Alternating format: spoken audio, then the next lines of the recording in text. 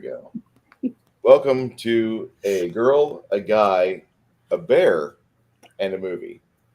And I'd like to welcome our guest reviewer with us, Mr. Bear, the Gen X GM. He has a fantastic YouTube channel, Thank and you. he has an amazing set of projects he's worked on in the past, and he's working on even another amazing project, which is in the final portion of, I think, Backer Kit, correct? Well, Heroics and Backer Kit, it's done Backer Kit now, but now we're just waiting for the art to come in and the writing to be done, and then we're going to lay it all out and get it out to everybody. My other two projects, I'm not going to be crowdfunding. I'm just going to be doing them as quiet little projects. Okay. And you've worked in the film industry, you said, for 2 decades, correct? Over 20 years. I started in 88. So, and I quit in 2010, and I went back for a little bit in 2013, 2014, and then I got out again. what was the movie that we reviewed together? Didn't we do a review with you before? Lost Skeleton of Cadavra. That's right. And I don't think Janet was part of that, which was a shame. No. I would have been interested to see what costume she would have come up with. I'm going to say Anamala. Yeah. What are you talking about? The Lost Skeleton of Cadavra. It's an amazing 1950s-esque movie written and filmed in like the 90s or early 2000s. Great film. Funny as hell. Very slick writing. Amazing writing. Dialogue is great. Mm-hmm. Joke goes a little bit long is the problem with it. Yeah, it does. It was like a 30-minute sketch that they turned into an hour-and-a-half movie, and unfortunately sometimes it gets a little long. So far, the plan is when you aren't running your game on Sundays, we'll have you with us in Discord. I'm going to try, yeah. And unless something else comes up, I'm absolutely happy to be here. I'm looking forward to when I get to recommend some movies to you guys. That's going to be fun because y'all need some good movies recommended to you. Well, I have no problem with that. Especially if the Last Skeleton of Cadavra is any indication of the quality of film that you can recommend, I'm all for it. All for it. I have varied tastes in film. Understandable. I'd like to welcome our friends in the chat who are trickling in. The balcony is open, and come on in, grab your drinks and popcorn. We're going to discuss this movie called Iceman, filmed in 1984. It was a script originally attached with, I believe, Norman Jewison for years, up until the 70s. The 70s was an explosion of huge sci-fi. There was big dystopian sci-fi in the early 70s, kind of spurred on by the culture at the time and the oil market. And then in 77, this big movie came out. Maybe you've heard of it, but it changed sci-fi. And so this movie was shelved with Norman's desires. And then some director by the name of Schlepsky, I believe, he got a hold of it. And he begged and begged and begged, and I want to do it. And so they let him, but Norman Jewison was still attached to as a producer. There's some interesting parts about this film because of the personnel switch behind the scenes, and we'll get into that a little bit later. But you first saw this, Bear, when this came out, and you were at a drive-in, you said, correct? Yeah, I started the drive-in in 84. In Bonaventure, I went up with the parents, and we went. And I was in the back of the station wagon. I was just chilling out, and I sleep now. But anyway, I loved it when I was 14, and I actually cried at the end of the movie, and it really was great. I haven't seen it since 1984. We had on Jasper Street in our little burb of Decatur, Illinois, Soy City, for those of you who don't know that. And when I say Soy City, one of the number one producers of soy in the world, Decatur, Illinois. We had a B&C television shop, which has a rental section for VHS and Beta. And they also had some small Laserdisc sales, which nobody really had Laserdisc. None of my friends did. So we got this movie the same weekend that we saw the film The Emerald Forest, which is a big teenage movie that I loved back in the day because, one, he had good boobs, and two, it had an amazing plot, and Powers Booth was just at the top of his game, I felt. Yeah. So then we watched this movie, and I didn't have an emotional reaction to it like everyone else, but I still felt like it was really good because you get to see everything kind of go full circle with this movie in a way that I was not expecting. I was expecting them to cut up the Iceman.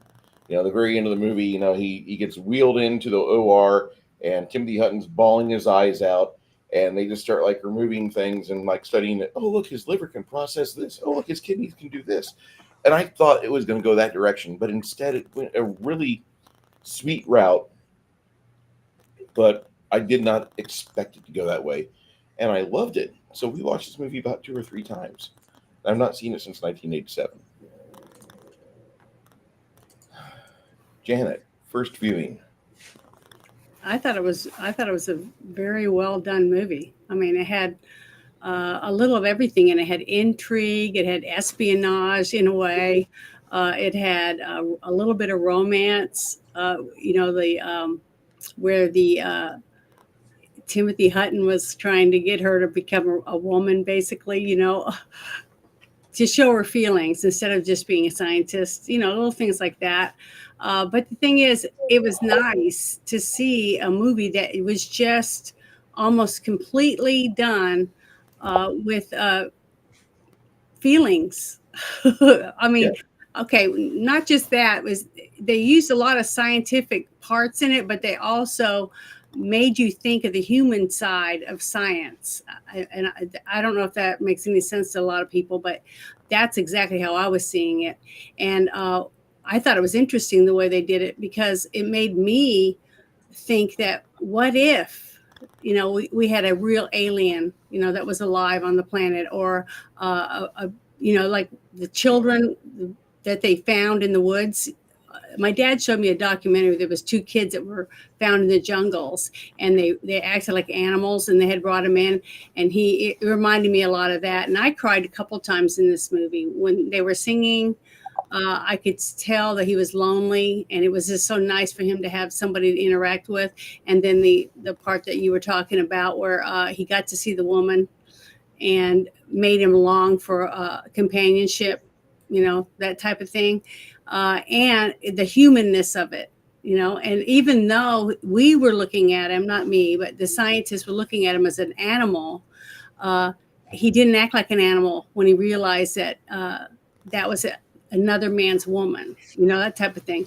I loved it. I thought it brought out a lot of human qualities of what I wish we all had and we all shared. Even today, we tend to just dismiss everyone and anything about the humanness of a person, and if they don't believe the way we do. So I just loved it, and I cried a lot because it made me feel I long for him to be free.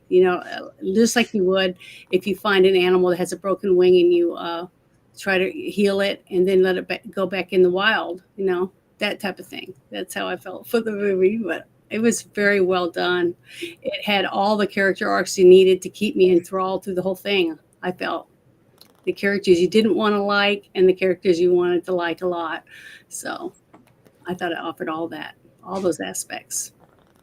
I was very pleased with this film, and watching it now, I recognize a lot of faces that I've watched over many years. You have Danny Glover, who, when they first do the facial shot on Danny, I was like, "That ain't no way that's Murtaugh."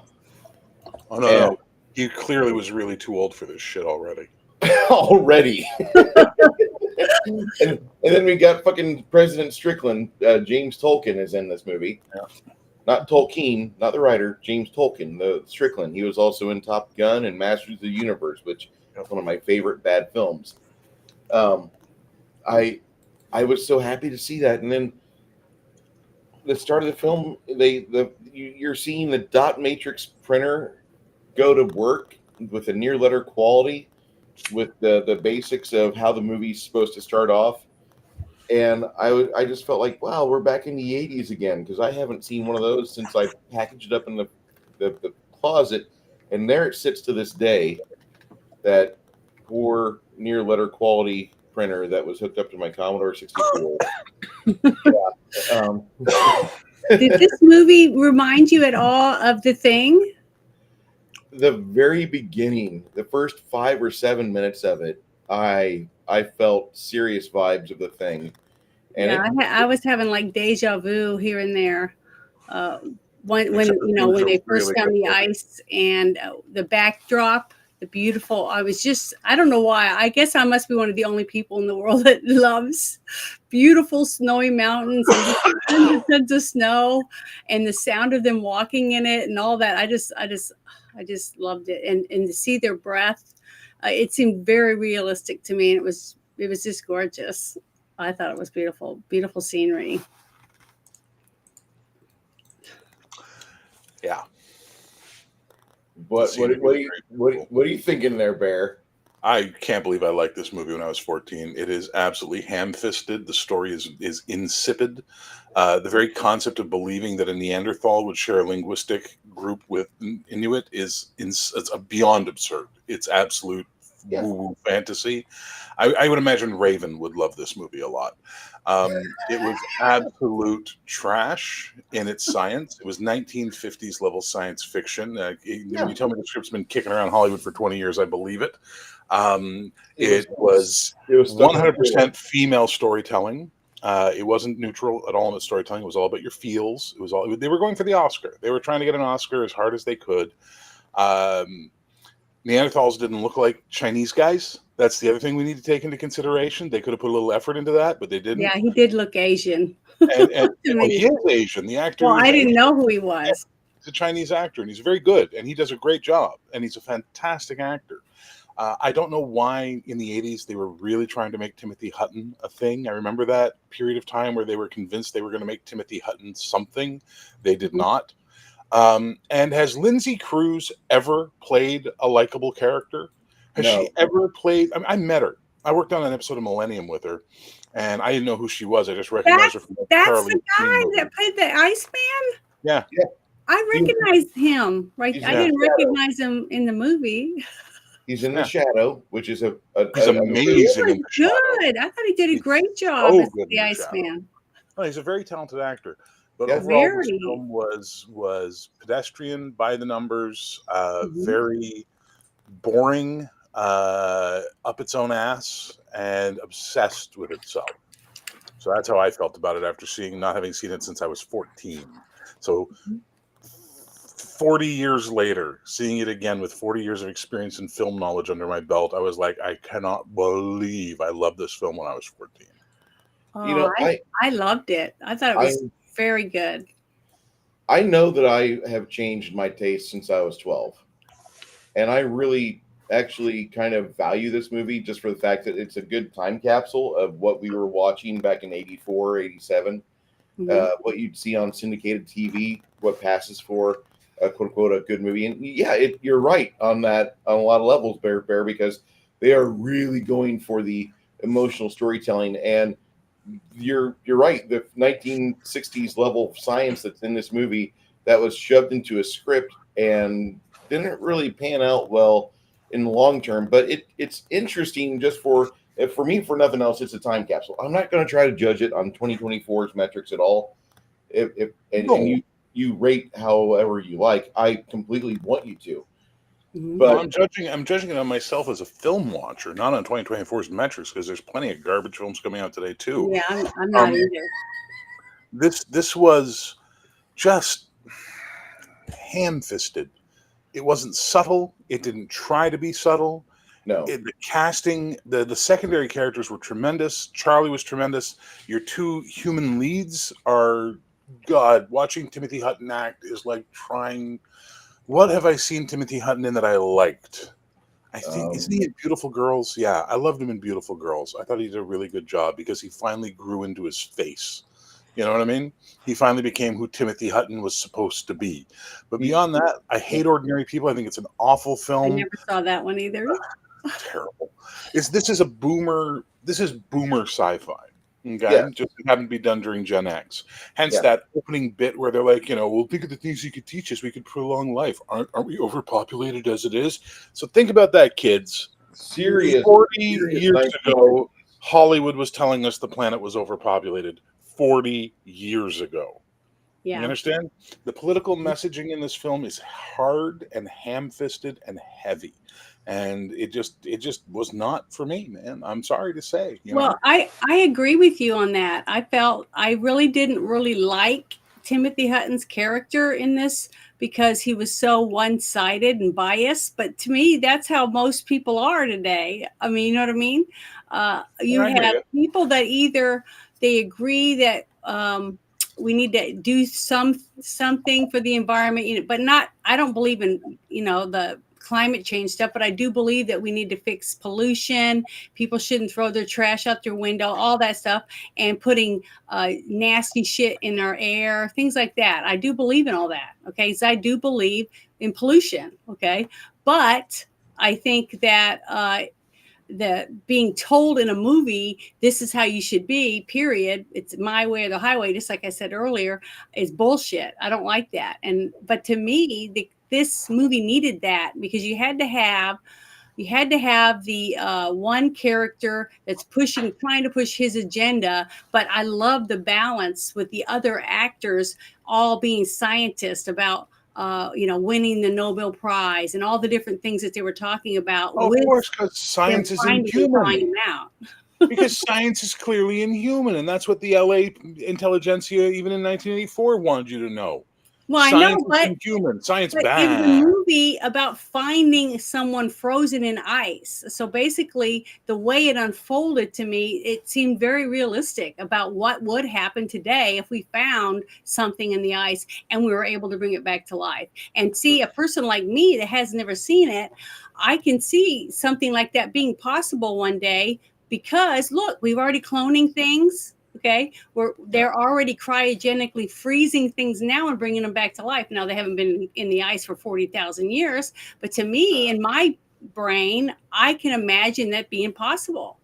So to me, I thought the whole back and forth with all the different scientists and the thought that the linguist woman that they brought in becoming emotionally attached basically to something that she thought she'd never ever be involved in her whole life, and she's an older woman, so like to her this was something that that you might dream for in a certain job, that something like this could happen. So the fact, though, the one thing that I had a hard time with was how easy it was for him to just take something that's worth a billions of dollars, to these people and just walk out in the ice with them.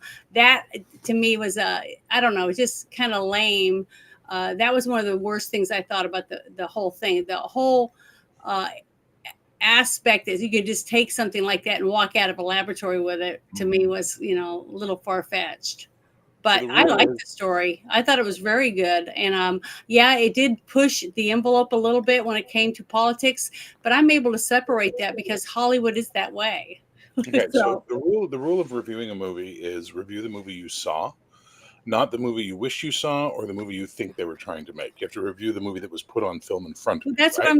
I'm Hang doing. on, hang on. Let me speak, Janet. Gee Okay, go whiz, ahead. I should let you have your run. Let me have mine.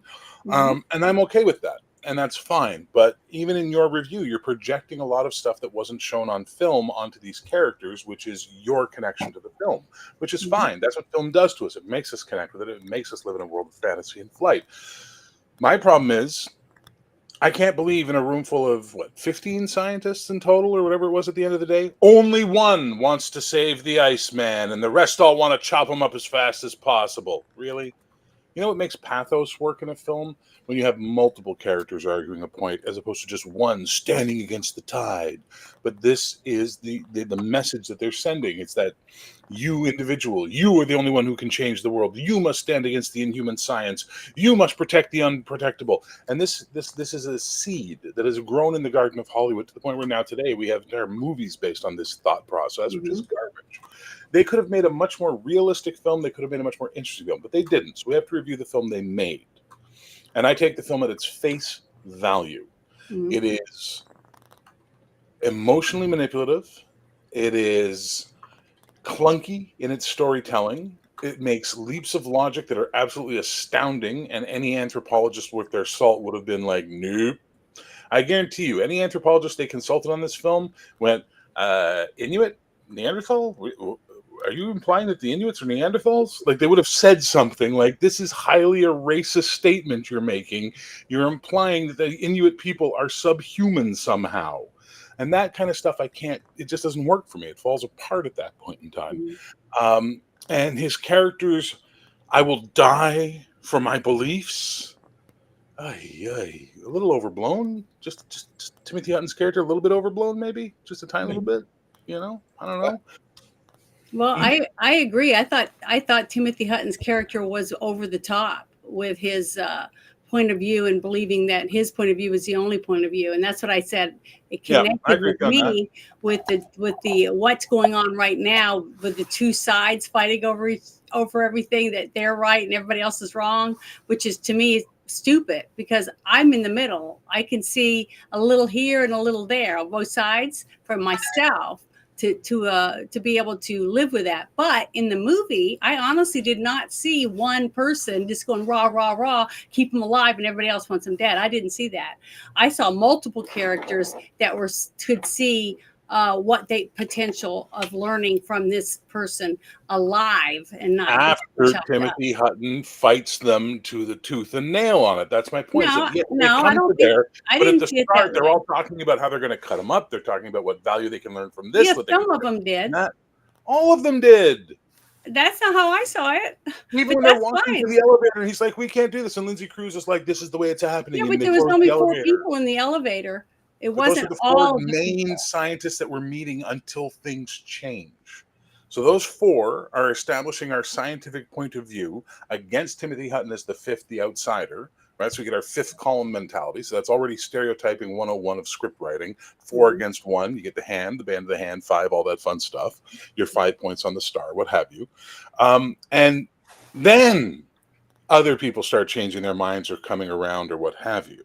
But you had to go through this insane idea that 4 scientists are going, we're chopping them up and that's life. Well, see, I didn't see it that way. When they were walking to the laboratory to show Timothy Hutton, once he finally got there, you could see the woman, her scientific point of view of talking about cryogenics and seeing if they come back to life and all this different stuff. And the gentleman with the glasses, he could see potential and maybe trying to see whether or not they could find out information through him of what cells stayed alive and things like that. So to me, they hadn't made up their mind. Oh, we're going to chop them up. They just assumed, because of past experiences with other scientists and stuff with this type of stuff, that he wouldn't live. There's no possible way a whole being would survive. It would just be cells. So I could see their point of view. And it wasn't until he became alive and they figured out he could live. And it was thanks to the woman,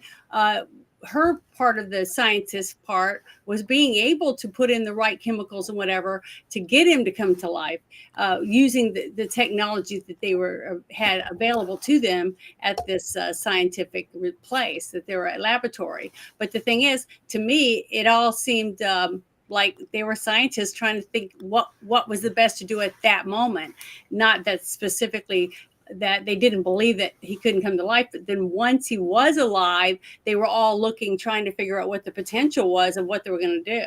And so they fight. I didn't see them all wanting to kill him and chop him up. Why would they even bring him to life then? See, I don't know. I just don't see it. I'm going to talk to him, and they fight Timothy Hutton on doing this, and they fight Timothy Hutton on doing that. Every breakthrough that happens in the film is because Timothy Hutton is right and they're wrong.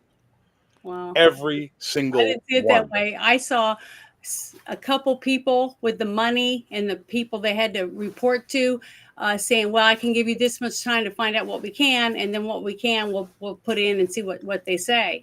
The same thing that you see today in corporations like with Pfizer and some of these other big things. They have to have so much stuff going this way to get the lawyers to agree and all that bullshit. That's why I'm saying, to me, it had lots of potential for the story today, even though it was made in 1984. To me, just getting to watch it for the first time, I saw lots of connections and similarities with the way things are right now.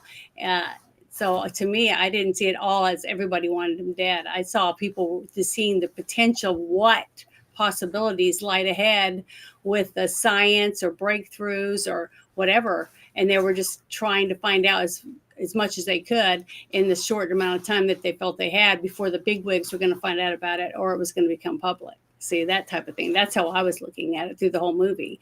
So I I'm wasn't arguing trying to hyperbole. add anything. You can't help it, but add the news and the technology and the things you hear about every day, and put it into something when you're seeing the scientific stuff come out. So that's how I was looking at it. I'm just arguing hyperbole. You're arguing feelings. It's okay. We're both allowed to be on our side of the That's aisle. right. I love this movie, and I know that it's probably not a popular statement, but this is one of the movies that probably helped cement Timothy Hutton as a middle tier actor. This is a film that it's in there's three movies in the Timothy Hutton trilogy. After you see him in Ordinary People, where the fucking Hollywood elite went fucking stupid, the Academy went stupid, gave him an award, and then you had a few years later, Iceman came out, and people were like, "Oh my god, he's such a good scientist. He wants to save blah blah blah blah."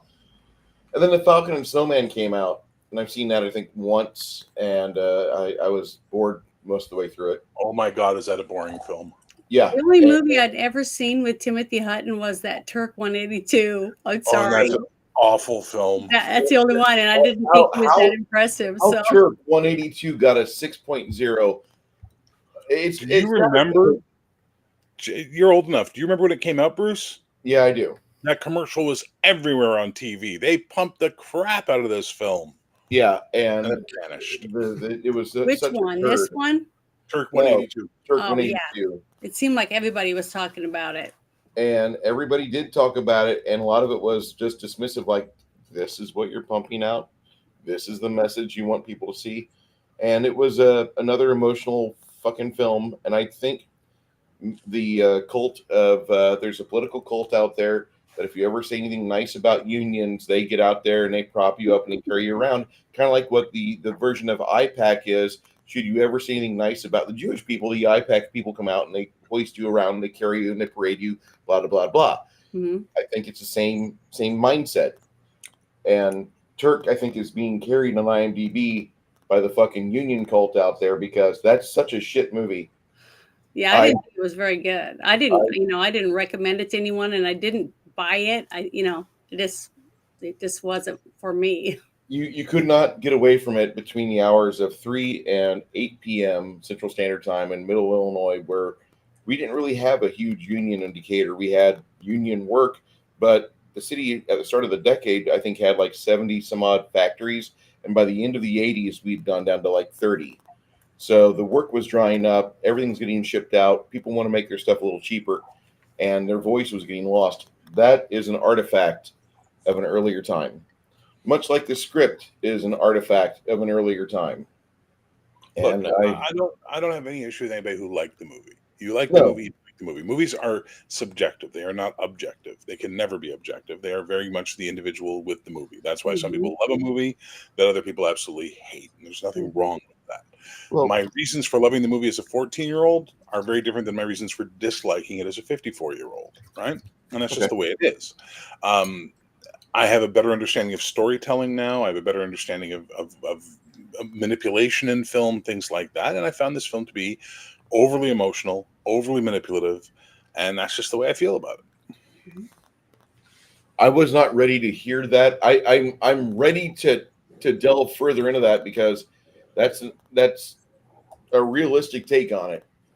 I'm appreciating the movie for what I saw and for what memories it brought back, but for the most part, like everything they filmed in this movie, aside from Timothy Hutton's character and everything he was doing, I was pretty okay with it. I love that the time travel back to seeing how people had a handheld Donkey Kong video game that they'd sell you for 30. Oh, I was going to say something about the other one where there were asteroids. Yeah, I was really shocked. I was like, those two scenes, well, the asteroid scenes to me pulled me back and made me realize, oh, this is an old movie. Yeah, well, I mean, that may sound stupid, but that's what it did. It took me out of the story when I saw that and made me realize that this was an older movie, not a newer one. Now think about how when we watched this movie in 84, 87 for Bruce, that was like high tech. Oh my God. You saw that and you're like, I want that. That's want in that the City's Donkey wish Kong. book. I want it in my hands. And Yeah. by the time Easter rolls around, I will mow lawns for this. And it was so interesting to see that, because it's a great time capsule. Like I said, the very first start of the film, when you have the near letter quality printer there giving you the synopsis of the film, that's kind of neat. I don't understand. Yeah, they have the 2 pinball machines from Bailey Williams. Matahari is a really good machine. I just saw that over in Austin about maybe 6 months ago at Flippers. You have a really neat time capsule with this movie, and they show you the technology, but I don't understand the logistics of it, because all we see is kind of like this research base out in the middle of nowhere. So are they drinking and carousing? Is there like a little bar tucked in the side, like 10 forward of this research base? Or are they driving somewhere else to go do this? I mean, that looks like an actual bar, not like a government ran facility that they shutter up until like 6 p.m. or 1800. I was just kind of wondering where this was at. And I just want to know. I would love to know that. But I thought this movie had some amazing stuff in it, and the science is flawed, definitely. The character motivation for Hutton's character, flawed, definitely. Is it a stupid romp that for me is enjoyable to watch? Like, we used to think this back in the 1980s. Next week we'll be watching Sigourney Weaver, Gorillas in the Mist. Just kidding. Just what the hell? All right. Look, I'm gonna say something nice about the movie. Okay, how about that? Yeah, I'm gonna say something nice about the movie. Mhm. It is beautiful. Yes. The cinematography is fantastic. The second unit director, I want to know who he is, because his shots of those ice fields and the glaciers and the ice caves, absolutely astounding visuals. The music is lovely. Yeah. The music is perfect for every scene. It captures you. It drags you in. It doesn't sound like everything else. It's very nice. Here's something kind of unusual. Fred Schlepsky or Shepsky, he gets fired as they're making this film. He gets canned, and then at the very end they let him back in, and so he starts editing things a little differently.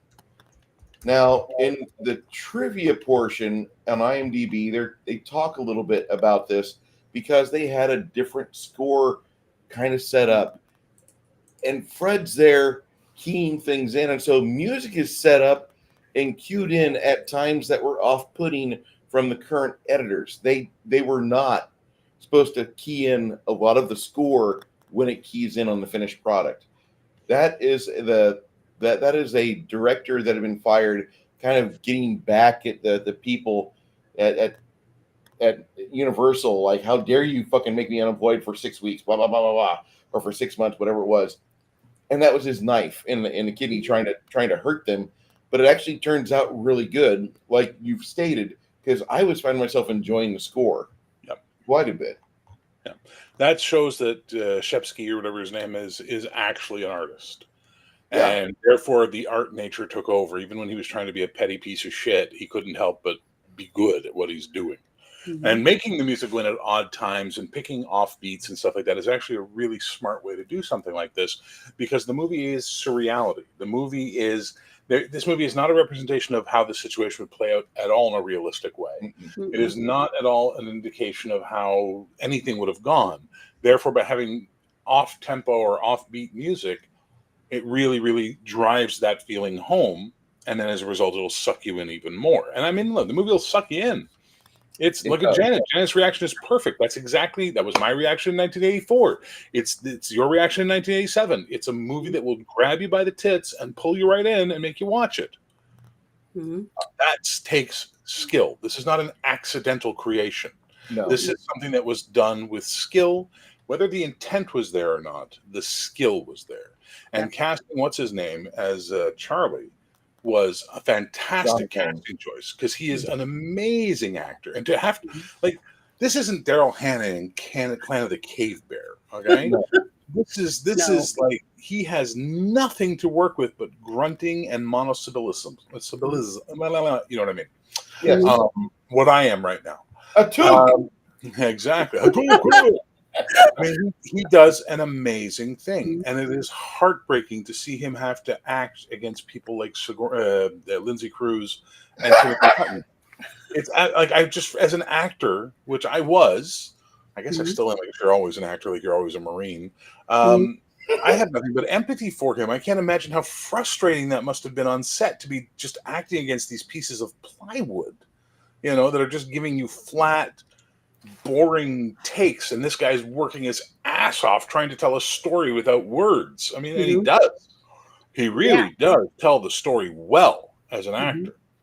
And have you seen the Phantom, the Shadow? Sorry, the Shadow, Janet. He's amazing. That whole moment where he. That's what I said when I saw that. That whole conversation about where they buy their suits. You know what I mean? Yeah, but I didn't know who he was in the movie, because I hate to look up stuff. I want to see it like I'm supposed to, and I just go to the movie, to see it. And I was really impressed with him. He was just a dynamo in this movie.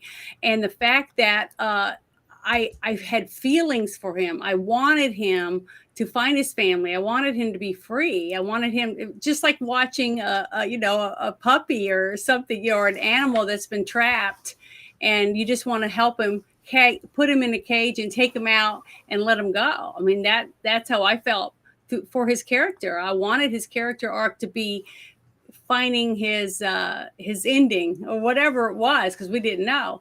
And the part where he's in there with the both of them, and he's talking about his kids basically, and I figured that out without them even having to tell me, by the way he acted, because he was such a good actor to me.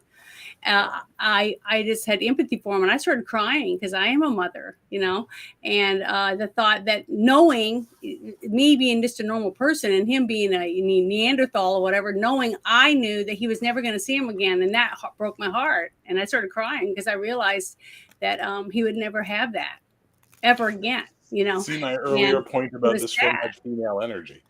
Well, I can help. But that works for it, right? Because it puts you in a nurturing position, in a caring position. So therefore, you have a very strong emotional connection. Hence why you want Timothy Hutton as the male lead. Because can you imagine Kurt Russell as that character? No. Can you imagine, Charles Bronson as that character? No, you needed a soft, non-threatening male to be playing that character, so that his. But you know what? After thinking about what you said, I even believe that you're right, that he was the perfect choice for the part that he played, because he is to be. The way he handled himself, the way he talked and everything today, if I saw him in a office talking like that, I would immediately think he was a liberal. I mean, I'm not trying to be biased or anything. No. But You're just the way he portrayed himself, that's what I saw. And he had those point of view. But to me, it fit, because when they brought him in and they made fun of him because he was out amongst the animals, and living like a caveman, basically, I thought that was kind of funny, because a lot of friends of mine that are liberals that go out and they don't think I should be able to hunt with a gun, that I should have to bow hunt and stuff like that. I mean, I know this sounds really stupid, but that's what it reminded me of, those people that think if you're going to kill an animal to eat it, a deer or whatever, that you should have to be on their level. I don't know if that makes any sense, but that's how I saw him from the moment they started talking about him. I portrayed him that way. So I expected him to be the one that's going to go on and on about how, we're all horrible people because we want to find out more about him. Right. Yeah. But as a mom, I felt like I just wanted to take care of him. I wanted to help him, like when they were cutting him up and stuff, after they started having dialogue with him, that I had a hard time with that. So I could understand what you're saying. So as watching the movie, that it was making me have feelings for him against the scientists. So I understand exactly what you're saying when you're talking about that. You made a point that I wanted to bring up, which is a really good point. You said you knew he was talking about his children before they told us he was talking about his children, right? Or communicating about his children. He doesn't really talk, he communicates. This is the problem with the film. At the end, when he's there and he jumps and he grabs the rail and he's flying up there, they got to keep cutting back to show us all the stuff about his faith and his religion because we're too stupid to figure it out. Yeah. And that's one of the problems I do have with the movie in a big way, is that it treats its audience as dumb. And that's why it didn't go as far as it could as a film and didn't become a classic legend, because unlike other films, you look at a lot of classic films of this genre, of this sort of high emotion, high drama, the ones where they don't spoon feed it to you and they don't explain it to you, they let you figure it out for yourself, are the ones that are always remembered as the greats, right? They didn't trust the audience. Now I'm going to bet, I'll bet my new mug from Squirrel Hermit that the producers walked in and said, do that during editing. I guarantee it. We're like, I don't understand what's going on. Why is he jumping? You know? And so they had to insert all of this expository stuff so they couldn't let the audience just come to their own understanding. Yeah, and I think it would have been better if they hadn't tried to force that on us. And I say that a lot in a lot of our reviews, that the producer comes in and brings their wife or their kids or their grandchildren and say, I want them in a part. And then they have to move everything around to fit these people in. It changes everything about the dynamic that we were going for. Now we have to change it. I understand that. And they do that. And I wish they didn't. Because I'm telling you, movies would be 10 times better if they just let the director take his vision and put it on screen without having all these other people. No, Heaven's Gate ruined that for everyone. I hate to break the news to you. But that's the problem. They let one director run off into the desert and spend a shit ton of money, and they're like, "What's going on?" No. That movie is singularly the reason why we have so much executive producer influence and low, line producers and stuff like that. I mean, I've worked in film like you. I literally was on a film one day. I had an entire scene where I was doing this whole reading, and I had to learn it in French and English because it was a bilingual film, and I had to do the English dialogue and the French dialogue. And I fucking learned that shit back to front. And then I get to set at 5:30 in the morning. We're out in the middle of nowhere in this furrier village recreation up in northern Quebec, and I'm waiting and I'm waiting and I'm waiting. I got one of the stunt guys as a friend of mine, so I got someone to talk to all day, and I'm drinking coffee, and then the morning's gone, and then lunch happens, and the afternoon's going on, and I'm in costume all day, and I'm just waiting and waiting. And in my head, I'm like, I know where this is going.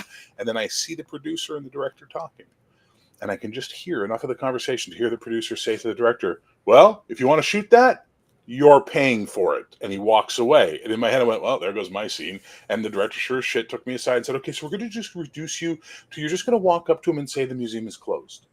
So I went from having 2 pages of dialogue to, I'm sorry, sir, the museum is closed because of a producer. You understand? And that's the thing, right? So when we see stuff like this in movies where we go, why the fuck did they do that? 9 times in 10, it's because a producer went with his fingers, or I don't understand this. I'm going to lose money. Make me understand this. Producers are the dumbest fucking people you'll ever meet in the film industry. Okay? Like, without a doubt. Because all they're thinking about is making money. Exactly. They're not thinking about what the story is supposed to be. That's a sad fact. And I said that a million times. It sucks. And they're power mad. They're absolutely in love with the sound of their own voices.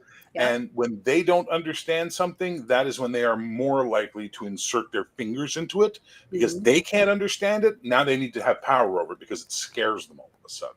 And I think that's what happened here. I think they made them put all these insert shots in that were just not necessary. The way he was acting, and yes, I'll give Timothy Hutton credit for being a flatter actor, therefore allowing him to shine. But can you imagine if there had been an actor that could work off of that and build with it? Oh my God, that would have been something special, even with a garbage script.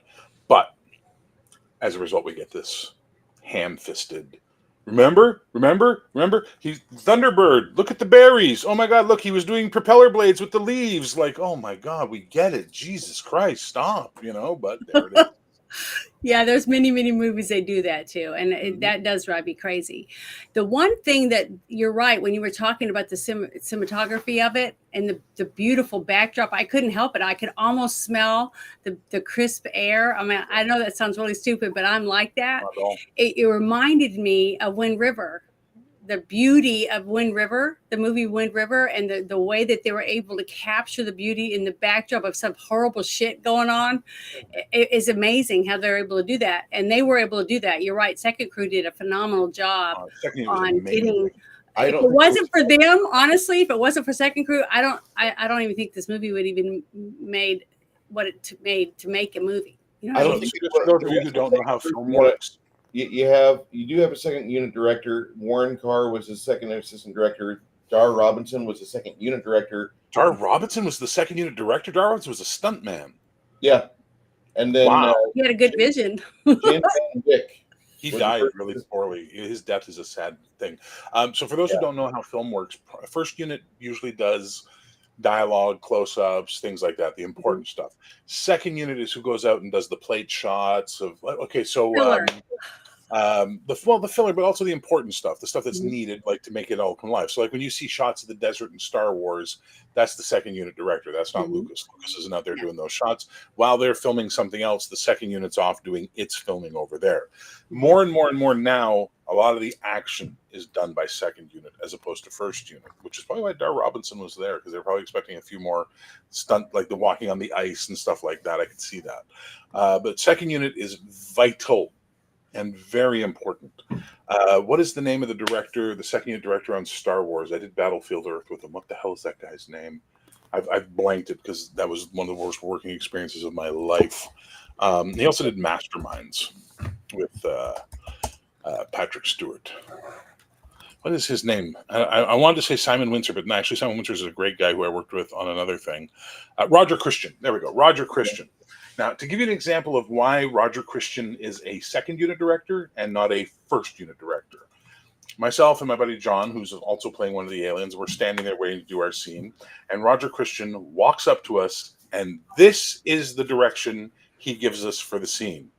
Right, so when you two come into the room, you just all right, great. And he walks away, and John and I just look at each other, and we're like, "What the fuck?" And he goes, "I don't know. What are you going to do?" So I'm going to do whatever the fuck I feel. He goes, "Me too, cool." And that's what we did. You know what I mean? Now, what's ironic is everyone who has seen that movie, who knows me, has always said, "You know, that movie's shit, but you and John were really good." It's because we constantly just ignored whatever nonsense Roger spewed at us, and we did what we were hired for. We acted. You know what I mean? We brought our skill to the plate. Directors are very important. But if they don't, George Lucas has this problem. They don't know how to work with people. They want to. There's certain directors who just want to work with cameras and visuals. They are second unit directors who have been jumped up, right? Which, like Roger Christian, is a perfect example of that exact process. In this movie, I don't know at what point the cut happens between him getting fired and him coming back, or what goes on there. I don't know what who replaced him or anything like that. But to its credit, it doesn't feel like the film had two directors. The film feels consistent from beginning to end. Now, that could have been the editing process saving the day, because that's usually where that'll happen. Definitely. But something special. But that second unit, they earned every penny they got paid and deserved double, because they just absolutely established the mood for the film with these beautiful shots. They really knew how to capture winter and ice and snow. And like you said, it reminds you of The Thing. Well, that's the last time we saw that good a job done on something like that. Yeah. Right? Well, The Wind River was phenomenal. I love it. Have you seen it? Oh my God, you've got to see it. Must recommend that to you. I'm the one that recommended us watching it, and to see that it was the best movie I've ever seen both the leads in ever. They were both in all the bunch of the Marvel movies, but the Marvel movies, they were like, eh. But in this movie, they were phenomenal. I just loved both of them. I thought 2017, Wind River. Okay. Very good. It's a good movie. I really think you'd like it. Problem is, Wind River is a brand of clothing in Canada. So every time I hear the word Wind River, I think of like Wind River winter wear. I didn't know that. Like that. Yeah. Elizabeth Olsen and Jeremy Renner. Okay. Oh, Graham Greene was in it. Oh, that's nice. The scene though where my favorite scene really in this movie to me that showed the very best acting for the two leads was the scene where he takes her there when he takes her in there to meet Charlie. That was my favorite scene. Charlie's carrying the scene. That's really, yes, I believe that. But on the looks on her face when he approached, like that type of stuff, and she actually seemed fearful to me. So I thought that was the best scene for them three being together in a scene. That scene where he first sees her as a woman and he's smelling her. And you know what? He did such a good job at the way he reacted to her. It was believable to me. No. I believe that he really he hadn't seen a woman in a very long time, and he was like interested. When he went and got the sprinkler and brought it out to smell for her, I loved it. I just thought it was a very well done scene, and that was the best scene for those two actors, I felt, in the movie. So let's establish a reality. Timothy Hutton and Lindsay Cruz can act. Mm-hmm. They do not get to have the careers they had by being incapable of acting. Okay, mm-hmm. Let's keep that straight.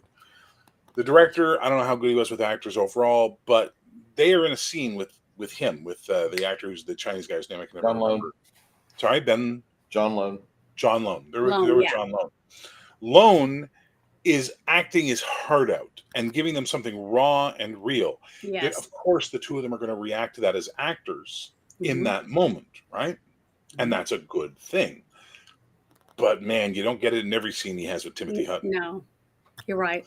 So there's a trio there suddenly feeding each other. The energy is suddenly going through all three like a triad, and they're feeding one to the other, to the other, to the other, and coming back. But John Lone is carrying both of them.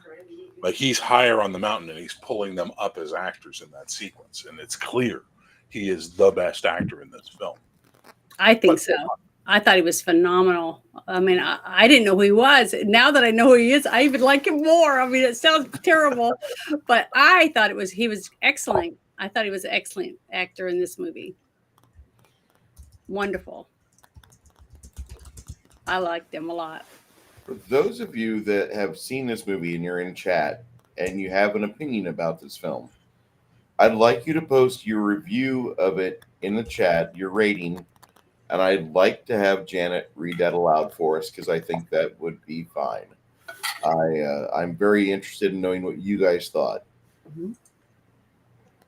If they'd seen it. If you've seen it. If you've not seen it, if you just do a search for it, you can find ways to rent it out, or you could be like me and it's on the Internet Movie Archive. Mm-hmm. Okay, fine. It's perfect for just encapsulating where we were at mentally in the 1970s when it was written. It does a really good job with showcasing you some techniques for acting. The only complaint I really have in this movie, aside from Hutton, is at the start of the film, they're showcasing the helicopter driving or flying along, and you occasionally see the dangling ice block disappear where the special effects aren't quite matching up with the terrain that's supposed to be there.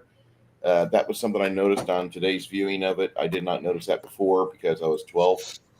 But I really enjoyed watching this movie and knowing that Dar Robinson is part of it. And after being reminded of exactly who the fuck he was, holy shit, this movie had some serious talent in it.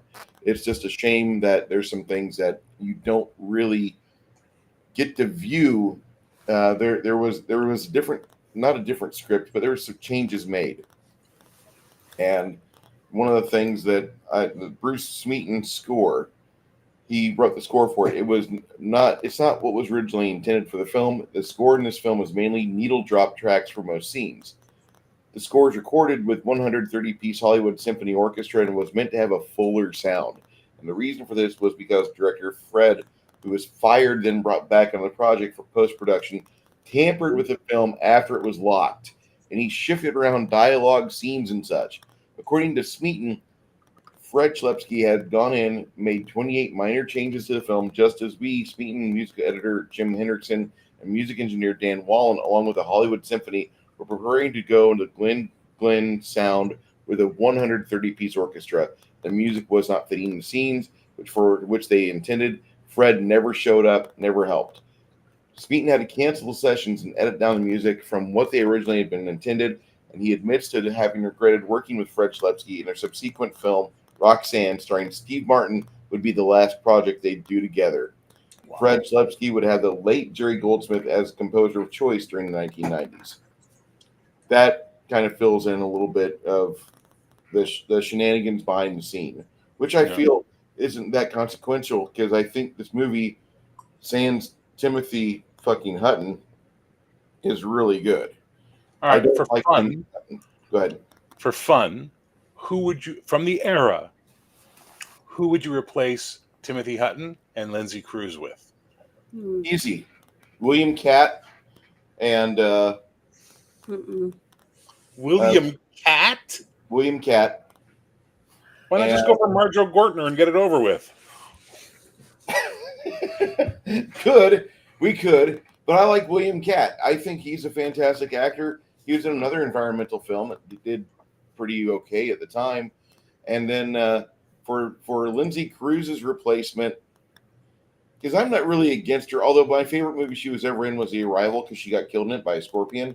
I know that's terrible, but I think you could replace her with like a piece of wood, and you would get a better, more enjoyable performance out of it. She does emotionless bitches really well, and I just like Lindsay. God, I've like literally never seen her play a likable character. she can't. It's completely challenging for her. I really Like, like. what's her name? Kai Wynn, Nurse Ratchet. What is Yes, that actress's name? Louise Fletcher. Louise Fletcher cannot play a likable person. She's and I love her as an actress. Great actor. She was fucking great in Brainstorm and One Flew Over the Cuckoo's Nest. She did an amazing body of work. Sad that she passed now, but Yeah. she's really good. Krause just doesn't turn my ignition at all. She just like I saw her in this film and I'm like, oh god. And I think this movie rates less for her because she does not do anything to elevate from what the script is. Yeah. She's boring. All right, blue sky casting. Blue sky, complete blue sky casting at this point in time, right? Like I'm literally, I budget is no issue, availability is no issue. I would say for the guy, I would have thought James Spader would have been really good as the scientist because he has that nerdy kind of quirkiness about him. But I think he would have been 10 times better. He would have been too young at the time, though. 84. Well, Courtney Thorne Smith. well, I don't know. I just think he's a Way really too good young actor. at the Would he time. have been? Oh I yeah, don't know James how old Spader he would have is. been real. I mean, look, think about this. Stargate came out in the '90s, and he's at the right age. Oh, in Stargate. sorry. I just think of him. I'm saying total blue sky for me: Richard Dreyfuss and Faye Dunaway. Faye Dunaway would be good. I think Dreyfuss could have really like some of those scenes Richard where he's Dreyfuss, arguing, yes. where he would have been arguing with passion. Old? That's how old the movie has to be. I mean, honestly, Well, that's how old it is. 1984, darling. That's 40 Okay, years I'm ago. sorry. I was thinking it was earlier or later. You know, Oh in no, the it's 90s. 84. Yeah, Richard Dreyfuss would have done well. I'm really trying to think of actresses that were around back then. I could go with Terry Garr because she's on my mind because she just passed last week. Yeah, but no, she doesn't have Terry Garr does not. I mean, she was really good for what she did as an actress, and her stuff was good. But the level of acting you need to be able to do in something like this she just didn't have the gravitas for it. Terry Garr. No, she never showed those. She was Maybe more she had. comedic, wasn't she? Yeah, she was way more comedic, and she was always. Yeah, I wouldn't. I don't know if I would the have straight took her person serious. in comedy, right? Like she was the normie in the comedy. You know what I mean? She was the person that wasn't going for the laughs. She was the person that was the victim of the laughs. Usually, Terry Garr. So that sort of plays that way for her. You could put Martine Beswick in there too. Who's that? She was one of the secondary characters in the movie Cyclone, dedicated to Dar Robinson's memory. Martine's best role was probably in Thunderball. She played Paula. She was also. You have an obsession with side characters and B players, sir. What about Lee Thompson or whatever? What was her name? In 1984, Leah Thompson, way too young. Okay. She's like See, I can't help it. I don't know that many actresses, I guess, that I like that were back from 1980s in the early 80s. Think of people who were big in the 70s. They would have been in the right age category at that point in time. Okay. Barbara Bach. Barbara Bach could have done it. Absolutely, Barbara Bach. Yeah, and she was gorgeous. I think she would have been too pretty. That's fine. The caveman wouldn't have been able to say no. You know what I mean? Because isn't she the one that was in the movie Caveman with Ringo Starr? Yes. Yeah, she's hot. Okay, she's very attractive. She still looks good. She's like in her upper 70s. Her and Heather Thomas had a girls' night out. And she was adorable in Caveman. I just loved that movie. That was so funny. It's all right. We all love the movie Caveman for many reasons. Shelley Long would have played Yeah. a Okay. bitch Is she old enough? scientist. I don't know. She's more. She is no, because that's right around the time she does Night She is. Shift with Henry Winkler and Yeah. what's his name, Mr. Mom, Michael Keaton. Michael But Anthony yeah, Richard, no, I again, she's one of those actresses that to me doesn't have the gravitas of delivery to be able to pull off something really, really like that serious, right? There's a certain skill set that you need to be able to be believable in a drama that not everybody has, not every actor has, not every actor is able to pull off. Like John Goodman is versatile. He can do comedy and he can do hard drama, right? Like that's the thing. Faye Dunaway can do drama and do comedy. And if you don't believe me, watch Little Big Man. She's absolutely amazing in that film, playing a non-Faye Dunaway style character, right? Who's the other one around that same time? What about Linda Carter? No, Linda Carter is a TV actress. She was really good looking, though. Yeah, but we want acting, not good looking. Oh, Clearly, okay, right. They Scientist, cast Lindsay Cruz. They weren't going for looks. You know what I'm saying? What's the other one? The other one from that time, Faye Dunaway, and then the other one, and she's like still big to this day. She was in that weird movie a couple years ago where all the elites go off to the other planet and they're all naked. What is that actress's name? Older lady. Stateswoman actress. I'm having a hard time following this. I'd like to know. Yeah, her daughter was on that show, The Newsroom. She's a total Hollywood elite. She would have been right at the time. I cannot remember her damn name. And I can't think of a single film she's been in by name. Oh, hang on. Yeah. She was in Kramer versus Kramer. Wasn't she in Kramer versus Kramer? Am I thinking? Yeah, she was in Kramer versus Kramer. Meryl Streep. Jesus Christ, Meryl Streep. Yeah, she was a good actress. But you want to have some real fun with the part. Helen Mirren. God, that would be great. I like her too. America British, and Helen Mirren could have pulled that off really well. Yeah, I think she would have done well. She would have been. I think she would have been pretty good. Yeah, John Candy proved absolutely so, Jay. He was a really good actor, John Candy. There's another one. I'm trying to remember what her name is. I'm terrible with names. Adrienne Barbeau or whatever. Adrienne Barbeau? No. Yeah. Is Adrienne Barbeau young? Or is she too old? No, she's just too. How do I put this without sounding mean? The actress? She's too B. She's too cheesy. The B movie queen. She is 100% a B movie actress. Yeah.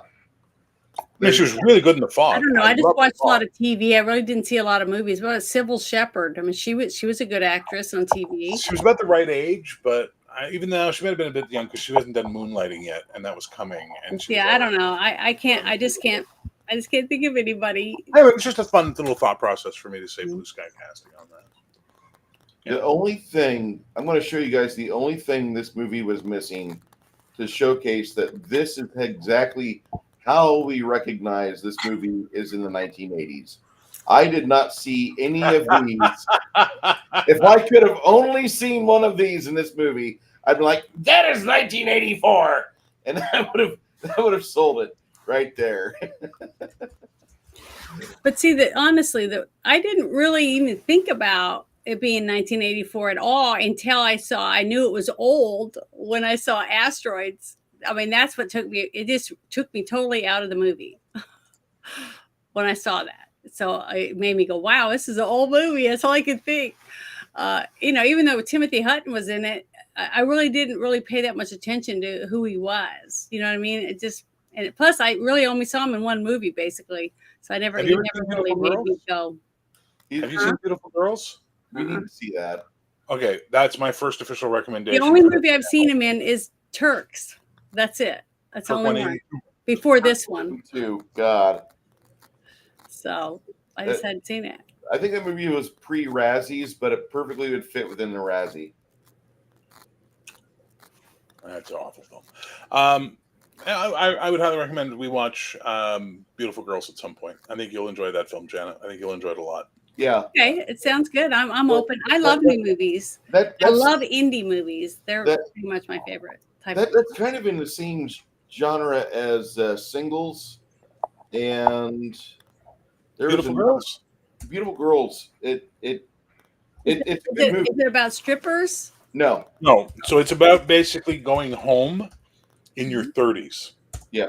That's what it's about. It's about being from a town, going to the city, and then coming home in your 30s because you're having your midlife crisis. Oh, It's got Timothy Hutton as the lead. It's you got got Michael divorced. Rappaport. It's got Natalie Portman in one of her best roles, Oh, I hands like down. Natalie Portman. It's got what's her name? The Mira Sorvino, Matt Dillon. It's a Lauren I Hawley, like really Matt Dillon. Beth Gish. Lauren Hawley, Rosie O'Donnell, who actually acts really well. Yes. It's a very, very good movie. Michael Rappaport's in it. Yes, he is. And he's Uma great. Thurman has a small role in it as well, Mhm. Sorry? along with Mira Sorvino. This is like one of the 90s of 90s movies. Yeah. And it does a really good job of it's a good time capsule film in my opinion. This Oh, I forgot to be watching for the scores. I'm sorry. I just saw that Boyce Jeremy said gave it a 10 out of 10. Yeah. He's really young too. I want so is this your first time seeing this movie? he's been bought by Hollywood. He says my rating is not legit. I was bought by Hollywood. Oh, okay. He was kidding then. Never mind. I was Yeah. just noticed that.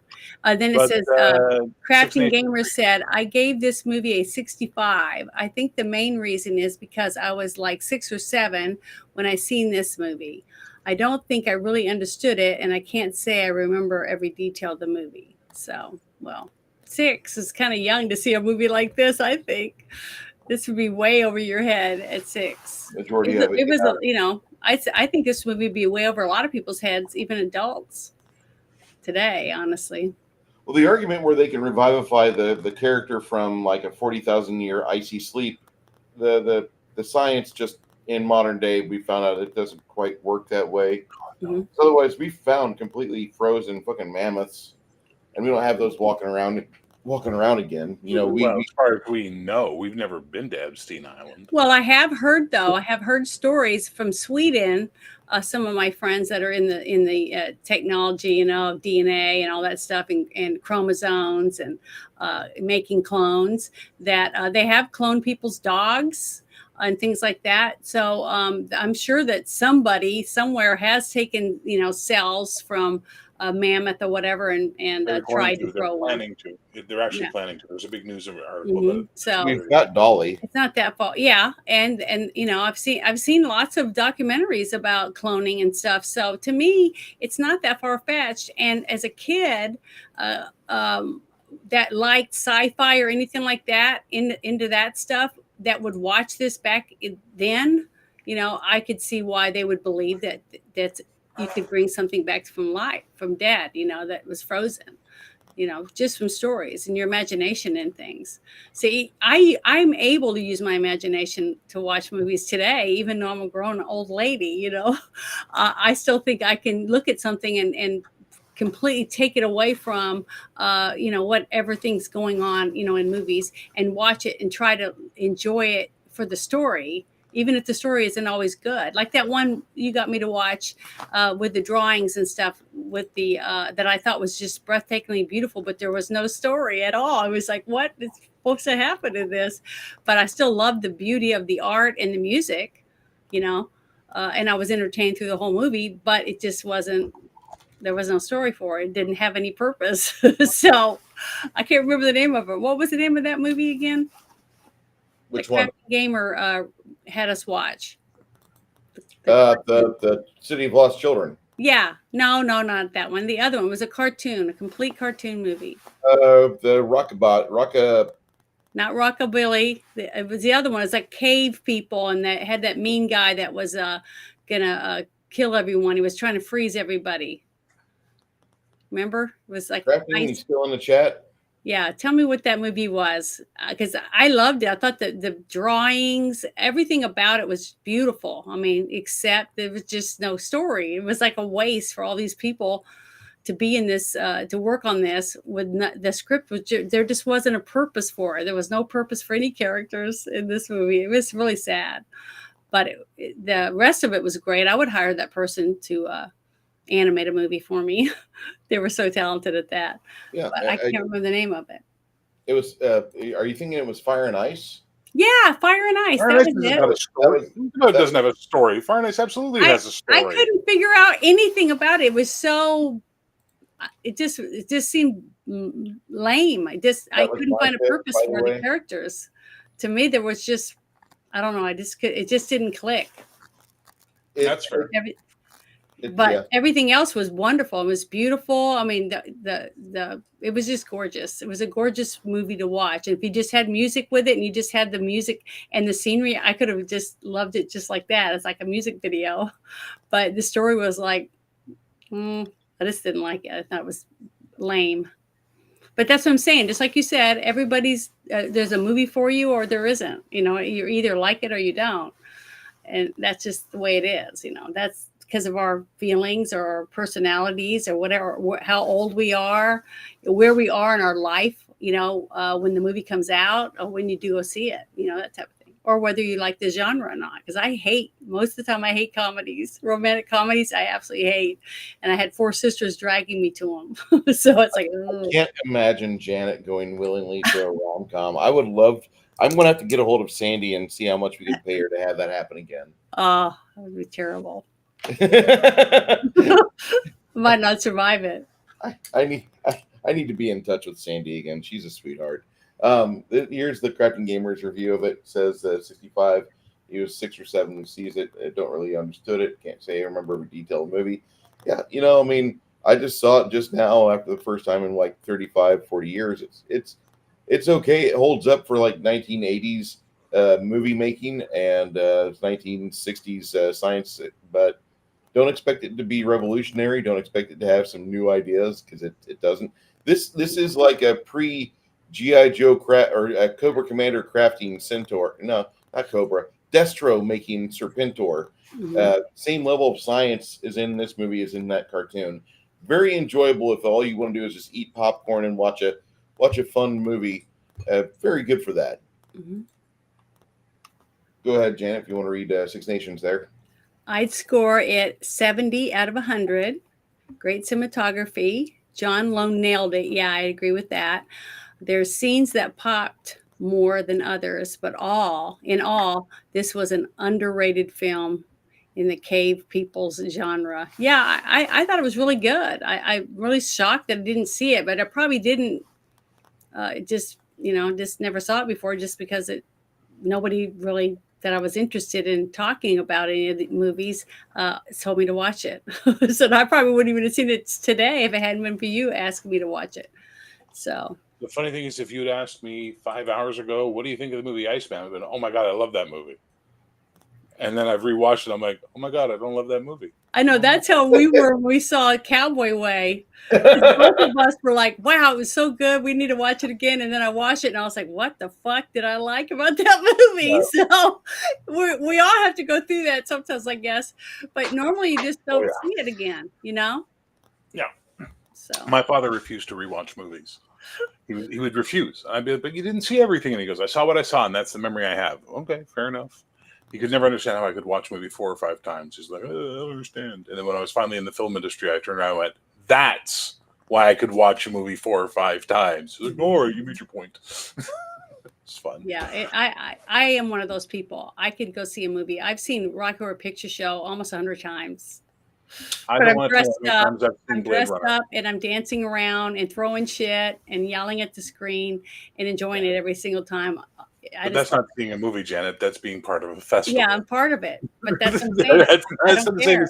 as sitting in a theater and staring at a film. Wow. The movie I've seen the most is Blade Runner. And the only reason it's the movie I've seen the most is when I worked in a video store. A friend of mine challenged me to watch one movie, the same movie, every day I work. No matter what other movies, you have to watch this movie every day once. And I was like, all right. I went through the rack and I picked Blade Runner, which was the old VHS cut, which is called the International Cut. And it has the voiceovers, and there's no fucking unicorns and all that bullshit Deckard's a replicant crap. And I love that movie. I've seen that movie a couple hundred times easily. It's still one of my favorite films of all time. The one with the narration with no fucking unicorn or fucking Deckard's replicant bullshit. I fucking love that. Well, you know my favorite movie. I've already told you, and I've seen it at least 50 times. And I still cry. I still cry every time I see it. The Great Raid. Never heard of it. Well, I'm a military brat, and when I saw it, I just loved it, and I just think it's the best movie I've ever seen. And I still feel that way, even though I've seen it that many times. It's a 2006 or 2005 movie with James Franco, and the it's the Pacific War. We had a bunch of soldiers got captured by the Japanese, and But it's based details. on a true story. Yeah, The only time that we went and saved 500 POWs and at the the very Bataan end of the Death film, March. I don't care what type of And it human has being you are. interviews with all the bunches of the veterans that did survive it after they were rescued and stuff. I can't help it. I just love the way they made the movie. I thought it did all of them justice, and I thought the acting, and to me it seemed like every actor that was in that movie loved our soldiers. I mean, that's just how I see it, and I still see that when I watch it every time. So I can't help The the very end of the film, I find it hard not to watch and start crying because you see the footage from the day where they were actually liberating the soldiers from the POW camp. And you see how all these guys that were once virulent and healthy, now they're like 80, 90 pounds and staggering into the APCs and just kind of getting up. And there's a little bit of a voiceover in the background. And your heart aches whenever you see that because that's the level of absence humanity that's being returned to these soldiers' lives. And you feel for it. But I'm glad I got you to watch a movie you'd never seen, and I thought it was great. Uh, I've I've seen that movie before. I watched it with You my father. had seen it before I recommended it? Yeah, Oh, I'm uh, sorry, I didn't know. it's notable for the fact that my dad and I went to go see it on my day off, and that was in Springfield at one of the theaters there. And on the way home down Route 54 into into Mount Pulaski, Route 54, we were being chased by a tornado, and we were home for about 3 minutes. My friend Adam called me and says, "Hey Bruce, I'm watching the weather radar. Are you in your basement?" I said, "No, I'm in the kitchen." He's like, "Get to your basement." And we knew that we were being chased by a tornado because in the rearview mirror, what daylight we had left, it was a black cloud behind us, so you can tell it was bad. Yeah, So it was just a situation that yeah, the whenever Bataan Death we were March. done with the storm, like the entire next month, when I was off work, I was with a work crew helping get post holes dug or helping get locations set for phone poles because all the phone poles around Latham, extending towards Mount Pulaski or Heman or Kinney, these little towns in the middle of nowhere, we were getting the infrastructure set back up again because that's what you had to do if you wanted to be able to use your phone or power. It just Mm. sucked. But yeah, it was a good movie, and I would watch it again. It's not my favorite movie of all time, but yeah, it's a good movie. Um, Next week we will not be streaming a movie film. We might be doing a chill stream here. Bear has his game going on, I believe, correct? Yep. That I wish you the best of luck in many years in that campaign. Thank you. And I won't be here. Yep, you're going on a trip up north. No, I'm going on a cruise. Oh, I thought you were going Remember, on. it was a gift. It's a I thought you gift were going for on Newfoundland. babysitting the beagles. So That's right. I'm excited about it. I've never been to St. Martin in Cocoa Beach or any of that. So I'm really excited about it. Um, And they told me, don't have your phone on. Make sure it's on uh, airplane mode because your phone bill might be $2,000 because yeah, it'll be constantly roaming or something. So I'll have it on just using the internet on the ship. But I'm excited about it. so we will be absent on our movie reviews for a couple weeks. Bear returns in 2 weeks, and I'm going to allow him if he wants to take a pick for a movie for the 24th. That'd be fine. If Is not, Janet with us? Janet will not be with us until the 1st of December. Sorry. Then I'll pick a total action dude film. That's good. I Go like ahead. action. No, Janet won't be here. I'll pick my favorite rom com. Yeah, there you go. I was going to say, get a romantic comedy because I don't like those. Whatever Very, very one you few. want to pick, send it to me, and then we'll put it out. I've got a Twitter and post it on Facebook, or not on Facebook, on YouTube and a couple other locations. Well, I want to ask Bear, have you seen Lars and the Real Girl? Nope. Okay. All right. He's So looking for. I don't like indie film. Yeah, it was an indie movie. I loved I it. I still loved indie film in the early 90s. I thought indie film was tits on toast in the early 90s. Mhm. And now what they call indie film is nonsense. And I No, watch I these haven't things when watched people any new recommend them. ones. I remember The Glow of the TV or whatever that thing was called. Everyone was raving about it. It's one of the best horror films of 2024. So I watched it. Yeah, give me Terrifier, please. And I don't like Terrifier, but I'll watch that again rather than this garbage. I'm really tired of indie film becoming. I have politics, and I want to share my politics with you. Yeah, It's like the one I got him to watch wasn't politics at all. Lars and the Real Girl, huh? Ryan I Gosling. recommend against it. Nah. Because I told him, I said it's about a guy who has basically a breakdown, and he gets a girlfriend, and she's a real doll, one of those ones you can order online, and he pushes her around in a wheelchair. So he was thinking it was going to be some kind of a comedy or whatever, but to me, it was a dark comedy, I guess you could say. But I thought it was a movie about mental health kind of thing, and it was a good one about his family and his church, and everybody's helping him through his psychosis. So I thought it was really good, and I still love it. I would still watch it again over and over with my friends. But I we made it through it. I survived it. At first, like I could understand why the movie is made, and I could see from one perspective how it would work out in a healthy manner, like what the movie portrays. But uh, in the end, like part of me is thinking along lines of like what Vanessa Vaughn said, where it's like everybody getting involved in this is kind of unrealistic, and just Mhm. makes me feel that everyone's got a psychosis, and they'd rather believe their psychosis than reality. And I Mhm. thought that's kind of And scary. that's where we are right now. I feel in society, most people are Oh, just okay. like, Whew, I was like, what's going on? no, not us. I mean, with all the shit that just went on in the last 4 years, how could somebody say that people aren't in their psychosis? You know what I mean? It's like, it's scariness. I think it's scary, but I can see it. So I did a twofer on the picks for the last two films we watched, which were environmental sci-fi, and I really enjoyed this little time we had reviewing these. Mhm. Uh, as far as these movies are concerned, we will. I'm pulling up the document right now.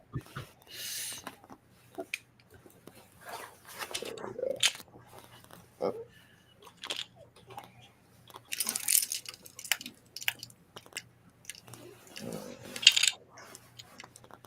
hold on.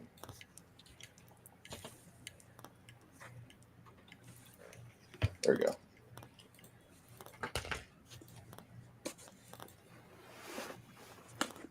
Oh, I don't want that one. Give me.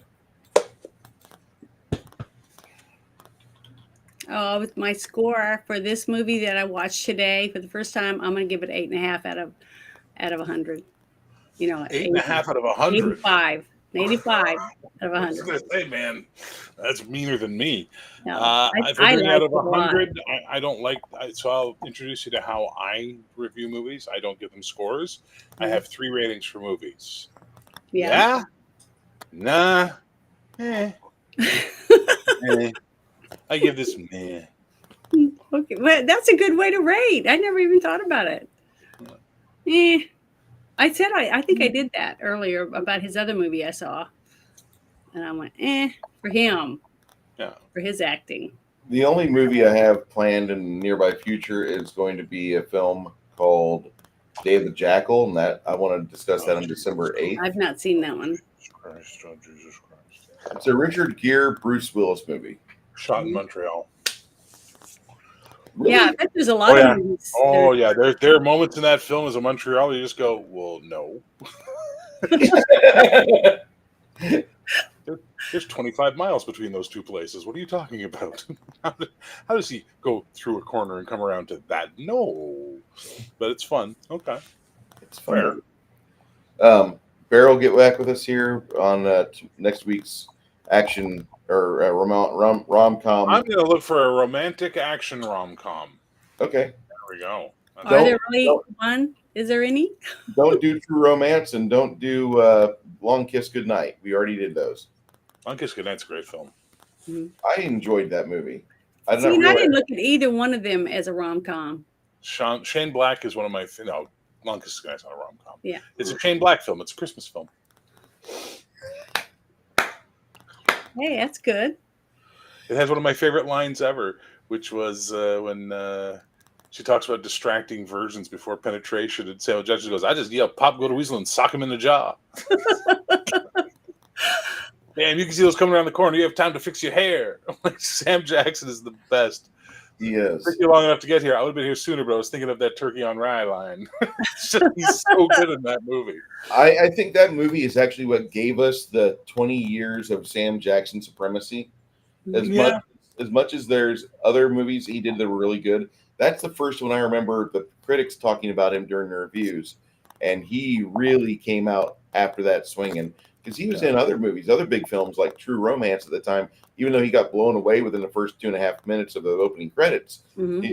It was a good set of 2.5 minutes. And sadly, Gary Oldman got a hold of it. I love that movie. Really? I had never seen it. So I'm glad we got to watch it. Have you guys done Leon the Professional? Yes. The Professional, we have. No, Leon the Professional. Yes, we did. That's the director's cut. We saw that because that's the one where he takes her out and shows her how to do the job, and then they go to a door where the director's hiding behind the door, feeding his lines, and then it turns into a shootout. But yeah, that was interesting. Mm-hmm. I actually like the theatrical version a little better than Leon Professional. Huh. I mean, it's still a good movie. They're still great, and in the context, she's adorable. She did such a good job in that movie. Yeah, but you know that movie is 100% Thank Heaven for Little Girls, right? Because little girls get bigger every day, and even down to the point that the hooker that shows up at the businessman's thing was his director's. It was his girlfriend at the time. She was 16. Yeah. Oh, really? Oh, yeah. Yeah. The French have a much different view about these things than North Americans. Yeah, didn't they have, they may still have it, something called Naked News? Is that in France? They used to have that. It was in Canada. We shot that in Toronto. Oh, okay. I just remember seeing somebody showing me that, and they said, this is really the news. No, it's not. And I was like, what? And I saw the video. I was like, that can't be legal because kids could see it. No, it wasn't the news. It was, okay. That was a Playboy Channel thing. Yeah. Okay. See, I didn't know that. I believed it for years. Someone was pulling your leg, Janet. They was pulling your leg. Well, they pulled it good. The French have a very different view of age gaps than North Americans. What is that? What is that you're working on, Bruce? Basically, it's a Demogorgon. It's one of the most vile, godlike figs. Great. I'm going to be seeing that in the future. Actually, I'm not painting this for a future game for either campaign. Oh, really? Good. This is for if I ever do run the Savage Tide, which I love that campaign path, and this is the BBEG for the Savage Tide. But if somebody comes up to me and is like, "Hey, I want $70. I got $70. Give me Demogorgon." Okay, here you go. And that's my price from my end to yours. If I got to mail it, it's more. But this is what I'm working on, Demogorgon, right now. It's a Reaper fig. It's called the Fiendish Lasher. But everybody that knows the Demogorgon, this is Reaper's take to not get IP slammed by WotC, which I don't even know if you can IP on Demogorgon. Oh, it's gruesome looking. Oh God, yeah. Oh yeah. Mm-hmm. Sorry about the people that don't play with miniatures, Bear, but I can appreciate them, and I can appreciate a good paint job. I can appreciate a good sculpt. I can't do that. I can't do that kind of painting and things. I would try it though. Well, I can't wait for you to start working on your Enterprise. I know. I can't wait. I'm trying to find the people I can get the lights from again for the other ship. So, because I want to hang them up. I want to have the Klingon ship, and then have the Enterprise, and then have the little shuttle, hanging between the two of them. I think it's going to be so cool in front of my big rhinestone picture I made. It's going to be pretty when I get done. So,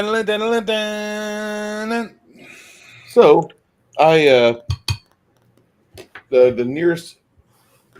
Let's see. Janet's gone next week. Bear's gone next week.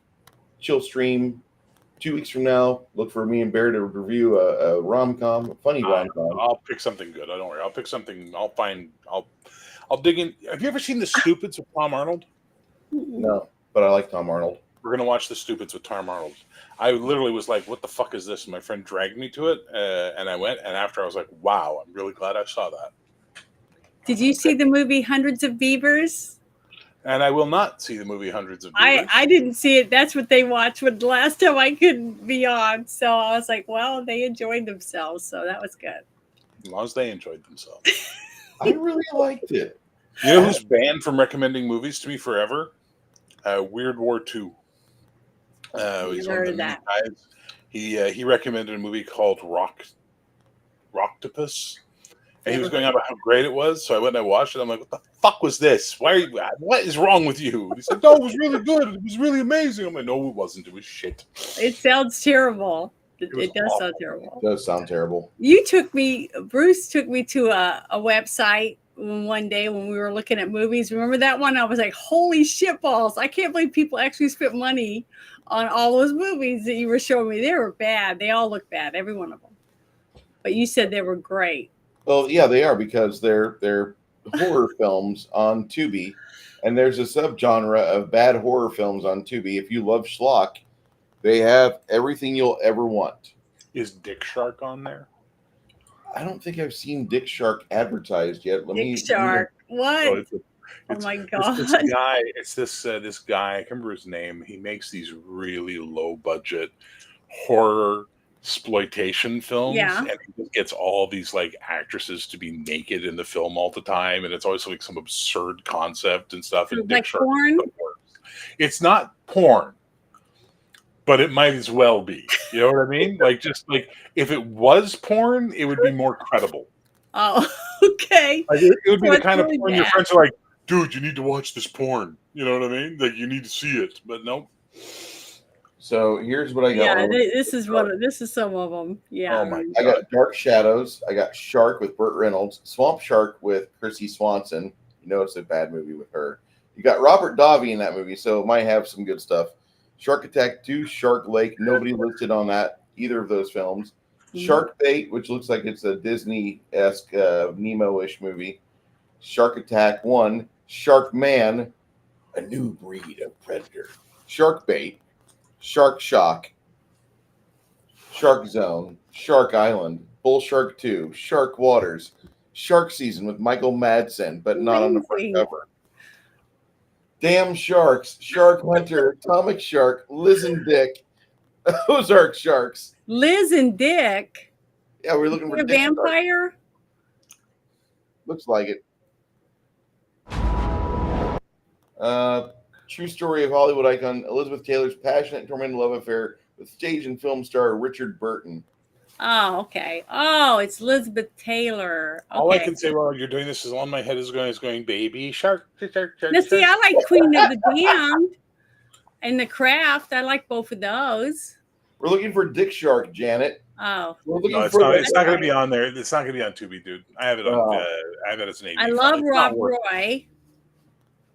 So you mentioned Christy Swanson earlier? Yeah.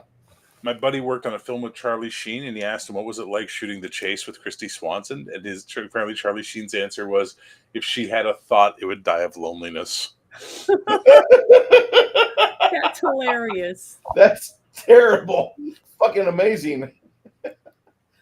Oh yeah. Looking forward to that. Yeah, we got Rocktopus. Well, I'm happy to have my channel back again. Yeah, she got blacklisted by you. I got it the first time, and this was the first time I ever put in an appeal, and it actually won. I've never had that happen before, so I was like, yes, I can't believe it. But I'm happy. So stop by here in 2 weeks' time. We're watching a movie called I don't know yet. Stupids. Oh yeah, we're gonna watch the Stupids. Yeah, we're gonna watch the Stupids. Stupids. Mm-hmm. And look forward to watching that with Bear. I'm interested in what opinions he might have about this movie, or what stories he might have, because his perspective is a little different than mine. I don't have 20 years in movies. He does. It doesn't mean shit. It actually does, because the post-production of movies I think there's a lot of fun stories that never get to the fucking DVD commentary. Get And me drunk and I'll tell you some Battlefield Earth stories sometime. oh, that sounds like a good one. You know, we've never watched Battlefield Earth. And we won't. Isn't that the one with what's his Barry name from Pepper, Greece? isn't it? Poor Barry. No, what a nice guy. Barry It is wasn't such the guy from Greece. Yeah, Travolta. Yeah. Oh, All right. yeah, I heard All that right. was terrible. To not ever waste my time. He won the Razzie for the worst film ever made, and I'm in it. So yay! I'm in the worst film ever made. Hey, that's something. I have a friend. I used to live with him and his wife. They were sweethearts. They never charged me a dime. I did help a lot with food, but my job there to be a roomie was every weekend from Friday night to Sunday evening, run second ed D&D, run second ed Wow. D&D. And that was what I did, and it was a great life. And one night, it was a Thursday, this movie was coming out one night early. I said, yeah, I'll go see it because I've read the book. The book was really interesting. It's really good. And so they wrestle up like 13 people, and I'm tired. I just go lay down, and I end up sleeping the whole time. I wake up, and Karen's in the doorway. Wife's name is Karen. And she's like, Bruce, you owe us. I'm like, what do I owe you? She's like, we wasted money. And I'm like, what?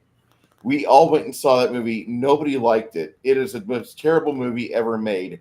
My friend, who was Air National Guard, bitched the whole time that the VTOL on the Harriers was letting them sit in the air perfectly like this. So if you watch ever a VTOL Harrier in real life, it's doing this. It's very unsteady. It's having a hard time hover. And they were completely bitching the whole time in the movie. They let them screen talk the whole time. Bear, by the way, would have lost his shit in a movie theater because 13 of them. Oh no, I'm okay with talking in a bad movie. Which is why you love River You don't know whether it's bad or not if you've never seen it. Oh, you'll know real quick. This movie Is this touches movie you with worse All right, than all right, Willy's okay. Wonderland? You ever see The Relic? Yes. Okay. I don't know. I'm watching this movie with a buddy of mine at the time, this guy Alan, and we're watching the movie, and it was packed theater. And he and I are just obviously hating this film. So we're just constantly making snide remarks about the film, just loud enough apparently that everybody can hear us. And we get a couple of good laughs and everything's fine. And then at one point, they're walking through the tunnels under the museum, and the water's up to all their chests. But Linda Hunt is one of the characters.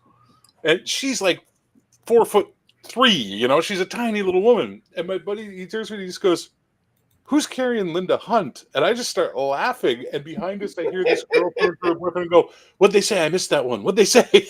So, you know, sometimes you make people's lives better by being the asshole. I would love to go to a movie just to watch you piss people off in the movies. I would love that. Me? That'd be worth it to me. I'm really well behaved unless it's a bad movie. No, I mean a bad movie. I'd want to see You ever see the movie Kissing Jessica Stein? Mm-mm. Oh, it was this God. late 90s, early 2000s indie film about a girl realizing she's a lesbian. Me and my buddy went with my girlfriend at the time and her friend, and boy, they hated us for this because we just shit on the film the whole time.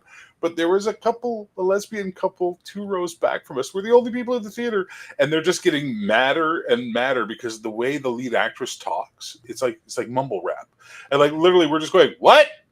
Speak up! What the fuck did you say? Like we're just doing that at the screen, right? We can hear just getting angrier and angrier. Yeah, I'd want to sit back and just watch the reaction of you talking through the movie. That would be really fun. I'd enjoy that. But I mean, like, you know, I mean, if you're going to watch a movie for the purposes of reviewing and watching the movie, no offense, shut the fuck up and watch the movie. Yeah. You know, like that's important because you're going to miss stuff. You're going to miss soundtrack cues. You're going to miss lines. You're going to miss stuff. And you're taking people's attention away from the movie by doing that, right? Mm-hmm. But if it's a bad movie, shit all over it. Have fun. Well, is that movie that you guys were just talking about as bad as Willy's Wonderland? The Relic? Yeah. No, the Relic no, not the Relic. Really well. The other one with the guy from Greece. Oh, Battlefield Earth? Yeah. Oh, God. Battlefield Earth makes Willy's Wonderland look like Citizen Kane. Well, then I definitely don't want to watch it. Because I hate Willy's Wonderland. It was but I'm in it, Janice. Oh, you're in it? Well, I would watch your part. You can cut your part out and mail it to me, and I'll watch it, and I'll apply. I'm not cutting my part out and mailing it. My God, you are a demanding lady. Can you cut that thing from my video for the video where I sang? I don't even know how to do this, Janet. You know. Oh, sorry. I get it. You're a woman in nerd culture. You're used to men falling all over themselves to do things for Not you. really. I get it. Not really. There's some that don't like Teasing. movie. Relax. I'm teasing. Down. No, I'm talking because they like the other side. The other side. Yeah, you know, not women. Those guys, they're mean to me, believe me. In nerd culture? Mhm. I can't imagine seeing a gay guy get mean on Janet. I've got a couple in my Discord, believe it or not, and they're into sci-fi and all that. No, I meant the role playing scene that you Oh, sort of no. wandered I'm into by real accident. friends. No. You got to hear all the words I say, Janet, not just the ones you want. I'm sorry. I was laughing. Probably I missed it. Nerd culture. Oh, nerd. So it's this theory I have, and it's been proven time and time again that my theory is 100% right, which is in nerd culture. So YouTubing, podcasting, whatever. If you're a woman, you don't even have to try. You just have to show up. And these fucking thirsty losers are going to make a star out of you as fast as they can because they all think if they do that, you're going to give them the sex. Oh. So I get really exhausted with some, like I have some female friends who are like, oh, it's so hard what I do. Yeah, I wish I could put on a bustier and do what you do. I'd fucking be happy. You know? All she has to do is just like put her hair down and turn on without makeup, and she could run, and she'd have like 100 dudes watching from Twitter and. Oh, I agree. Maybe on Twitter, but not on YouTube. Well, YouTube throttles you. It's the unfair market, but I think that like you're taking advantage of easy mode that we've made it for girls in nerd culture, but you're pretty authentic and you understand the process, you understand the media, you understand the reasons for the storyline. You love continuity. You hate new people getting involved with the project and fucking up everything. That's great. It's just that you're in an unfair marketplace to where you're one of like 3 females I would listen to about nerd culture stuff. The fact that you're one of my friends makes it even nicer. But like, there's very few female commentators in nerd culture I ever want to listen to. None of them. Let me give it to you in a simple one name, and everyone will understand exactly what the fuck I'm talking about if they're in the nerd culture on YouTube. Ginny D. Oh God, she doesn't know her. I don't know who that is. This is the girl who's been playing D&D for 4 or 5 years, and she literally gives like great, these advice videos on how to game master better. It's like, bitch, you've been game mastering for a year. Shut the fuck up. Like, what are you talking about? But she's cute, and she likes to cosplay. And the thirst trap is well, I like to cosplay and stuff, but I do not feel like I am qualified to give anybody rules or anything about how to play. I mean, exactly. You have a reasonable view of yourself and your abilities. That's healthy. Please don't ever lose that. But I'm just saying, if you want to get rid of your day job, there's a path that we can teach you that you'll have 1 million subscribers within a year. You'll be making money hand over fist. I do this because I like it, and I want to keep liking it. You know what I mean? And I told Bruce that way back when we first started talking that, that I just want to be able to have fun and be myself. That's what I want. And I'm going to keep doing it because a lot of people say, how come you don't have more subscribers? I go, I don't know. Have you ever seen Ginger Snaps? So it's no big deal. Janet, have you ever seen the movie Ginger Snaps? Sugar Snaps? Sounds familiar. Snaps. You haven't. Ginger Snaps. Fuck. Is this thing on? Ginger Snaps. Sorry. Ginger Snaps. No, I haven't seen that. Canadian horror. Is it a movie? It's a Canadian horror film, and I will say nothing more than that, but we will watch it, and I will see if you enjoy it. I bet I will. It's a cool film. I love lots of scary movies. You've seen it, Bruce? Ginger Snaps? No, not yet. Well, if this helps, the lead character's name is Ginger, so that should give you why the movie's called Ginger Snaps, and we'll leave it there. I'm in. Okay. Sounds good. Is it an October film or is it an any time of the year film? For me, it's an any time of the year film. Okay. But I also think horror films are any time of the year films. I like that idea. I think Christmas films are best in July. Oh, thank you. Someone said, looking good, Janet. So if you saw the movie, hopefully I did her justice. Because I always saw her at a parka once, and it was when she was coming in the building. But I said, I got a parka, I can wear it. Yeah, Janet, you could never be as off-putting as Lindsay Cruz. No, Well, I've she seen her her only in a few movies. in 2012 she released a narrated. She did the audiobook for Misery by Stephen King. Really? Yeah, Cruz Kraus did that, and I think that's probably a really good fit because Mhm. I'm in Misery for the most time whenever I see her on film because she adds very little to it. Like I said, the best movie I liked with her in it was The Arrival because she died. All right, And so here you go. I show up on set for Millennium. oh, And I'm really excited because I'm going to get to work with Lance Henriksen. So I'm Yeah. fucking stoked because he's like my hero, right? And I'm sitting outside my trailer, just having a cigarette, chilling out, just right. And this blonde lady walks up to me, who I sort of recognize, but I don't know who she is. And she starts talking to me. She goes, "Are you shooting today?" I said, "Yeah, I'm here. I'm playing this." And blah, blah, blah. And she's, "Oh, cool." I said, "I'm sorry, I hate to do this, but I feel like I know you from somewhere." And she's like, "Oh, well, have you seen House of Cards?" Which was a movie. And I'm like, "Nope." And she's like, "Oh, about," and she named some other movie she's in. I'm like, "Nope." And then she named some other movie that she's famous for, and I'm like, "Nope." And then my brain clicks. I went, "Oh, The Arrival with Charlie Sheen." And the most plastic, fake smile I've ever seen a human being put on their face. She goes, "Oh, yes, yes, I was in that, yes." And she's like, it's clearly she's not happy that that's the film I've recognized her from. But what are you going to do, bud? Well, I was on a set of a movie, and it had Sylvester Stallone in it. And there was a couple people standing around, and they were wanting to get autographs of some of us. And I went over and I was talking to them, and I said, "If you want to get Sylvester Stallone's address, he owns a restaurant in Gretna, okay, Louisiana." And I said he usually goes there on Sundays, and he's got a bodyguard that walks around with a cigar all the time. He's really nice, and just go in and go in there and order a meal, and he'll come in later in the afternoon dinner, like early dinner and stuff. And they said, "Oh, thank you so much." So, and it was a TV series that I was working on. So I said, "Once you go, come back if you get a chance in a couple of weeks and let me know how it went."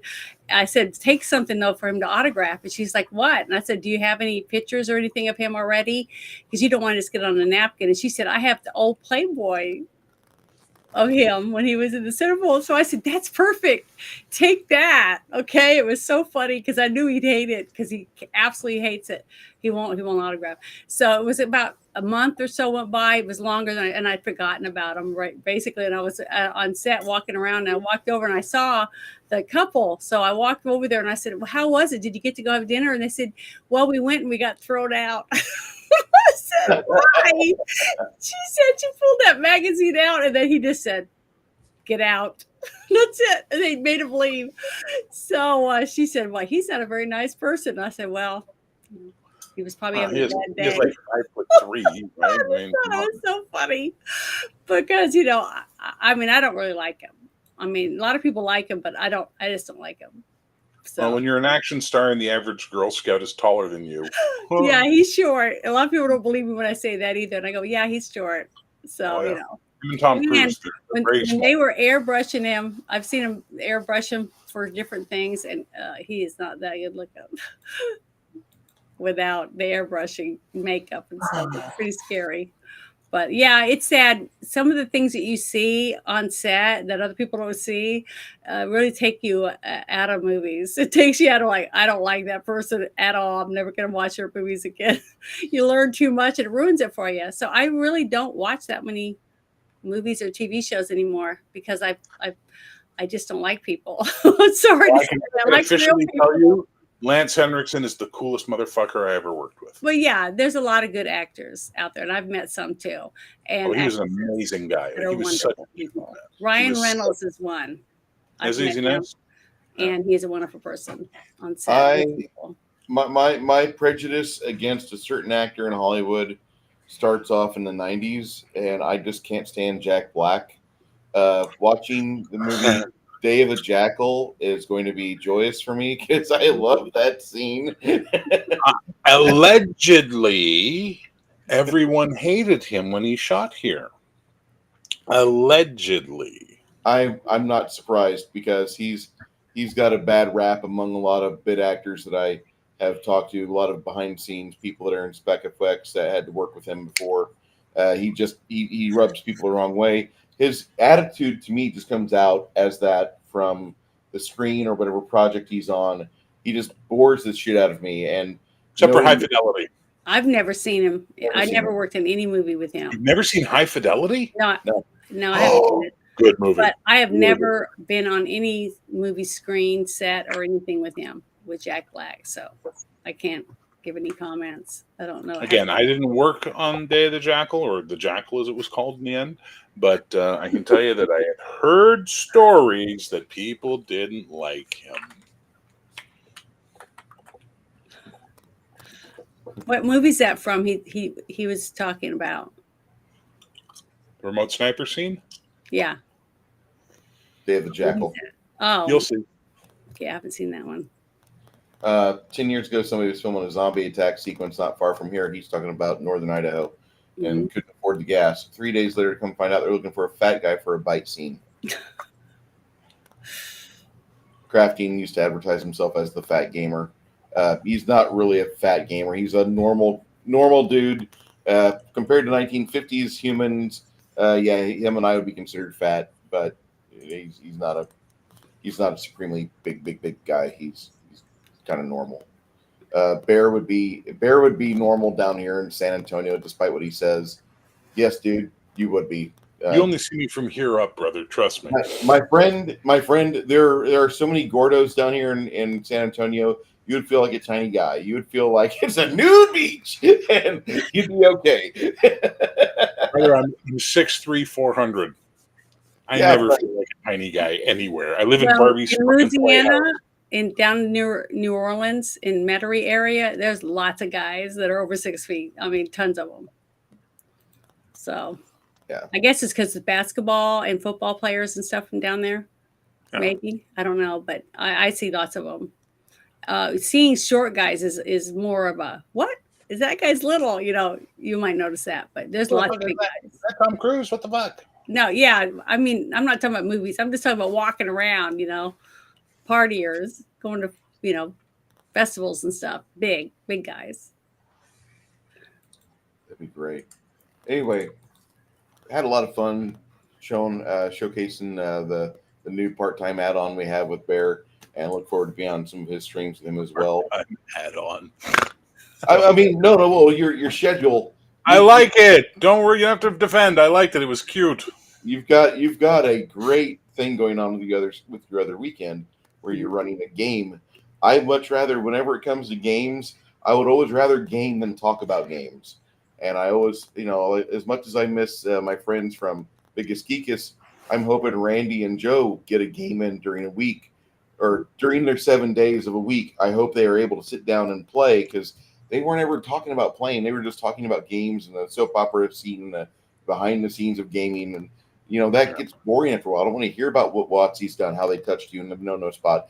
I want to hear about how your characters overcame the problems, and how long has your campaign been running? What's your favorite character that you've RP'd or something like that, and then get to going into running a game, because that's what you are. You're a gamer, and that's what you fucking deserve.